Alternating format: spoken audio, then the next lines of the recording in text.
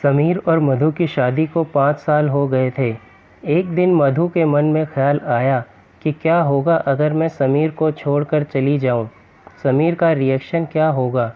मेरे जाने के बाद वह क्या करेगा? इसी विचार के चलते समीर की परीक्षा लेने के लिए उसने एक चिट्ठी लिखी। उसमें लिखा कि आपके साथ रहकर मैं बोर हो गई हूँ। मुझे अब इस गृहस्थी से कोई लगाव नहीं है। मैं तुम्हारे साथ एक पल भी नहीं रह सकती, इसलिए मैं तुम्हें और इस घर को हमेशा के लिए छोड़कर जा रही हूँ। उसने वो चिट्ठी टेबल पर रखी और खुद बेड के नीचे जाकर छुप गई। थोड़ी देर बाद समीर ऑफिस से घर आया। उसे घर में मधु कहीं नहीं दिखी। फिर उसकी नज़र टेबल पर रखी चिट्ठी पर पड़ी। उसने चिट्ठी को उठाया और पढ़ने लगा। चिट्ठी पढ़ने के बाद थोड़ी देर तक वह बिल्कुल शांत रहा, कुछ नहीं बोला। फिर उसने उसी चिट्ठी में पीछे कुछ लिखा और अपने मोबाइल में गाने बजाकर ज़ोर-ज़ोर से नाचने लगा। उसके बाद उसने अपने कपड़े बदले और अपनी एक फ्रेंड को फ़ोन लगाया और कहने लगा, आज मैं आज़ाद हो गया हूँ।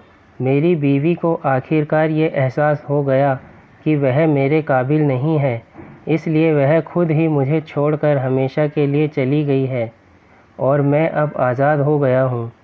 मैं तुमसे अभी सामने वाले बगीचे में मिलना चाहता हूँ। तुम फटाफट वहाँ आकर मुझे मिलो। ऐसा कहकर समीर घर से बाहर निकल गया। अपनी दोनों आँखों में आंसू की धारा लिए मधु बेड के नीचे से बाहर निकली। उसके हाथ थर-थर काँप रहे थे। कांपते हाथों से उसने टेबल पर रखी हुई चिट्ठी उठाई और पढ़ने लगी, जिसमें समीर ने लिखा था, अरे पगलेट, तुम्हें तो ठीक से छुपना भी नहीं आता। बेड के नीचे से तुम्हारे पैर दिख रहे हैं। तुम जल्दी से गर्मा गर्म चाय बनाओ, मैं सामने की दुकान से समोसे लेकर आता हूँ। मेरे जीवन में खुशी तुम्हारे आने से है। आधी खुशी तुम्हें सताने में है और आधी तुम्हें मनाने में।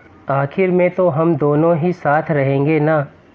कभी हम झगड़ें, कभी एक दूसरे की टांग खींचें, कभी एक दूसरे को बुरा भला कहें, फिर भी एक दूसरे पर दादागिरी करने के लिए आखिरी समय में तो हम दोनों ही रहेंगे ना।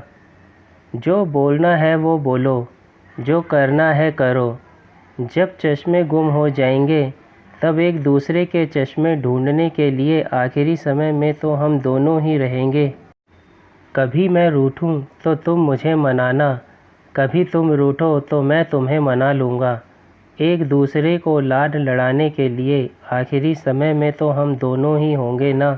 जब नज़र कम आएगा, जब सुनाई भी कम देगा, तब एक दूसरे में एक दूसरे को ढूंढने के लिए हम दोनों ही होंगे ना।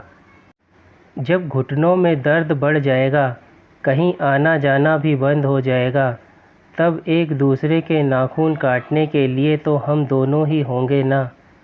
जब हम दोनों का साथ छूटेगा, अंतिम विदाई होगी, तब एक दूसरे को माफ़ करने के लिए आखिर हम दोनों ही होंगे ना। आखिर में सिर्फ हम और सिर्फ हम दोनों ही होंगे ना।